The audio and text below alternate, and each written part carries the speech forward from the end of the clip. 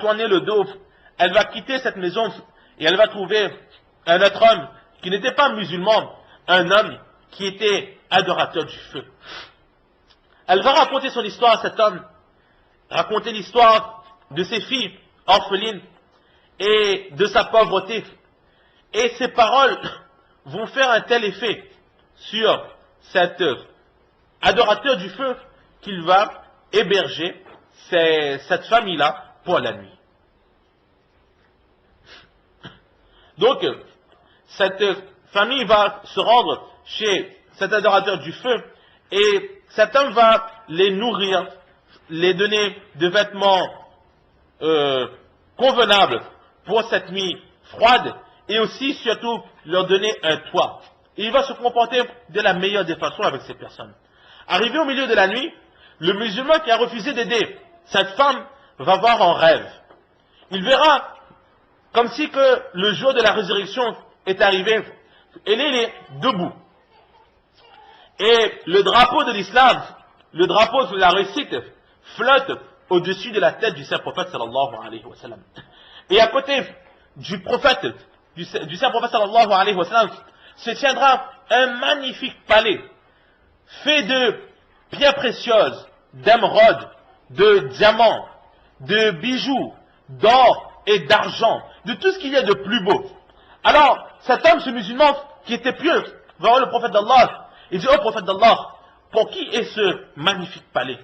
Alors le prophète d'Allah sallallahu alayhi wa sallam dit, ce palais est réservé aux musulmans qui croyaient en un Dieu unique. Alors cet homme, tout heureux, dit, oh prophète d'Allah, je suis musulman et je croyais en un Allah subhanahu wa ta'ala unique. Alors le prophète sallallahu alayhi wa sallam dit, amène-moi des preuves, amène-moi des témoins qui montrent que tu étais vraiment musulman et que tu croyais en Allah. Alors ce pieux-là, il va rester ébahi, hébété devant cette parole. Il dit au prophète d'Allah, pourquoi cela? Je suis de ton peuple, je suis musulman et tu m'ordonnes des témoins. Alors le prophète sallallahu alayhi wa sallam lui répond, et rappelle-toi, lorsque cette veuve musulmane était venue te voir pour prendre ton aide, qu'est-ce que tu lui as dit? Montre-moi des témoins, amène-moi des preuves de ce que tu dis. Alors de la même façon aujourd'hui, moi je t'ordonne de m'amener des témoins sur ta croyance et l'unicité d'Allah subhanahu wa ta'ala qu'il y a dans ton cœur. Alors aussitôt, cet homme va se réveiller en sursaut, triste, attristé, il va comprendre son erreur, il va quitter sa maison, il va tout de suite aller à la recherche de cette femme. Et là on lui indiquera que cette femme a pris refuge chez cet adorateur du feu. Alors il va aller le voir, il va dire que je suis venu rechercher cette femme et ses filles pour leur venir en aide. Alors cet adorateur du feu va dire qu'il n'y a pas raison de cela, je les ai déjà hébergés, ils sont très bien chez moi et ils resteront chez moi. Alors ce pieux va dire, je te paye 1000 dinars, 1000 pièces d'or, mais laisse-moi récupérer cette femme et ses enfants. Alors il va dire, je ne ferai cela pour tout l'or du monde. Alors l'homme dit, j'ai besoin de ces personnes, laisse-les-moi, laisse-moi m'occuper d'eux. Alors il va dire, ce que tu veux, ce que tu es venu chercher, sache que je suis plus méritant que toi de ce palais que tu as vu en rêve. Sache que le rêve que tu as fait, et ce palais que tu as vu, et ce palais que tu désires, sache que moi je suis plus méritant que toi. C'est l'adorateur du feu qui dit, il dit que toi tu les as refusés. Mais moi, j'ai accepté d'héberger cette famille, cette veuve et ses orphelines. Alors je suis plus méritant que toi. Et j'ai vu ces mêmes rêves. Et sache que, depuis que j'ai accepté ces personnes dans ma maison, alors moi aussi, et tous les gens de ma famille, nous avons tous accepté la religion de l'islam. Nous sommes tous venus en aide à cette veuve et à ses orphelines. Et j'ai vu le même rêve. Et maintenant, ce palais que tu es venu chercher chez moi, tu ne l'auras pas. Ce palais, il m'est réservé, il est pour moi et pour les gens de ma famille. Alors ce musulman, il est donc reparti avec beaucoup de tristesse et de remords Allah subhanahu wa ta'ala seul sait les romans qui vont le ronger. Dans ce récit, nous voyons très clairement les récompenses qui sont réservées à ceux qui viennent en aide à la veuve, aux orphelins. Donc Allah subhanahu wa ta'ala nous choisit, nous donne le tawfiq de venir en aide à ces enfants qui sont dans les besoins, dans la nécessité. À la Réunion même, il n'y a pas besoin d'aller très loin. À la Réunion, il y a énormément d'enfants qui sont seuls. Faites un tour dans les hôpitaux. À l'hôpital de Belle-Pierre, il nous est déjà arrivé d'aller avec des amis pour les rendre visite.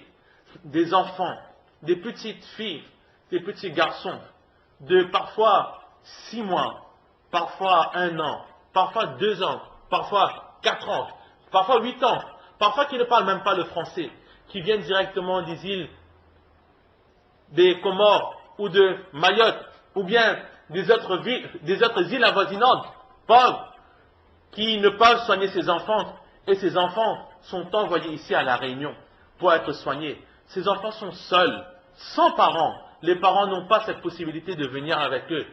Ces enfants n'ont aucun support, sinon l'amour que leur laissent les infirmières. Et lorsqu'ils voient des étrangers qui viennent uniquement pour leur rendre visite, des étrangers qui ont parfois avec eux quelques biscuits pour eux, des étrangers qui ont parfois un livre de coloriage neuf, des crayons de couleur neufs, alors ces enfants, comment est-ce qu'ils sont heureux? Comment est-ce qu'ils sont contents? Même si en réalité ils ne sont pas orphelins, mais ici à La Réunion, ils sont comme des orphelins. Ce n'est qu'un exemple. Ce n'est qu'un exemple que l'on peut donner, mais sur cette ville de Saint-Denis même, combien de personnes, combien d'enfants qui sont dans la misère, qui sont dans la tristesse, qui sont dans la détresse. Et quelles sont les récompenses qui sont réservées à celui qui va bien agir avec ces personnes? Le prophète d'Allah n'a pas dit d'attendre que les orphelins viennent à nous. Qu'est-ce qu'il a dit? Comporte-toi bien avec tes enfants et passe une main de douceur sur leur tête. Donc Allah subhanahu wa ta'ala nous choisit pour aller à la rencontre de ces enfants et d'être bon avec eux. Si nous allons bien nous comporter avec eux, un lien d'amitié, d'affection va se créer. Et en voyant notre bon comportement, ces enfants, ils auront aussi ce bon comportement lorsqu'ils grandiront. Mais au contraire, s'ils voient que eux, ils sont dans la détresse et nous sommes dans l'aisance et nous ne prenons pas compte avec eux, alors de leur cœur, il y aura un dégoût, un rejet de la société qui va se créer.